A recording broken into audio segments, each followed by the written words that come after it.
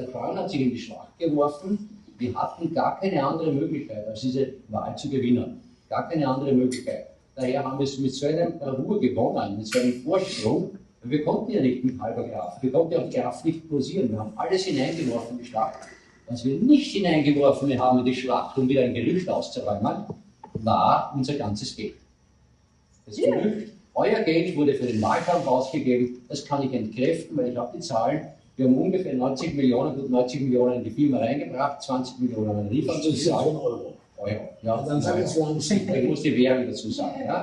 Also wir haben gut 90 Millionen in die Firma reingebracht, wir haben gut 20 Millionen wieder ausbezahlt, was wieder relativiert, die Hälfte der Leute gehen, stimmt nicht, weil dann hätten wir ja 45 Millionen ausgezahlt und 20 Millionen ausbezahlt. Ja. Also ein Viertel der Leute gehen, das ist schon eher wahr. Ja. Wir haben ca. 1% dieser 90 Millionen in die Wahl, also in diese Schlacht geworfen. 1% von unserem gesamten Geld, ca. 900.000, das ist unter einer Million definitiv, was wir in diese Schlacht geworfen haben. Also das ist im Verhältnis zu einem Gesamtbudget immer noch ein kleiner Prozentsatz.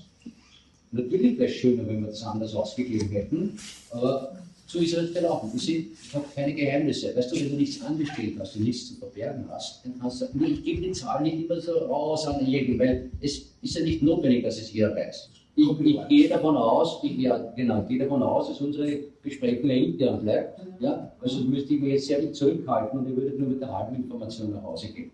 Ja? Nur, dass es wird, ich nehme auf,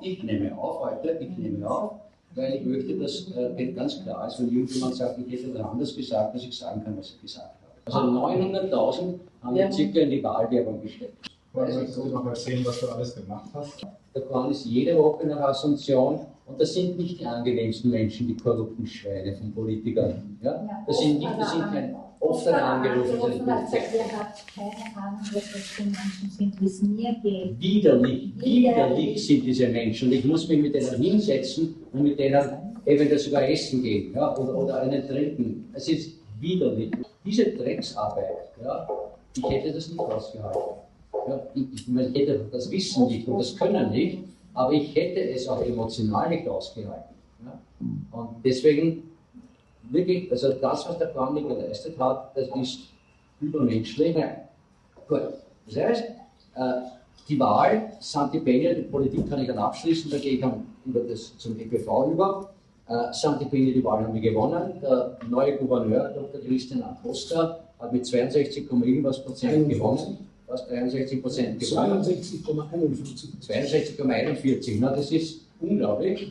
Alleine die letzten 3 Wochen, seit unserem ersten Gespräch mit Sivan, haben wir über die Politik Dinge in Stunden geregelt, was wir in Jahren nicht zusammengebracht haben. Grundbuchregelung an einem Sonntag. Telefonat mit dem Santipenia und mit dem Horacio Cartes Grundbuch geregelt.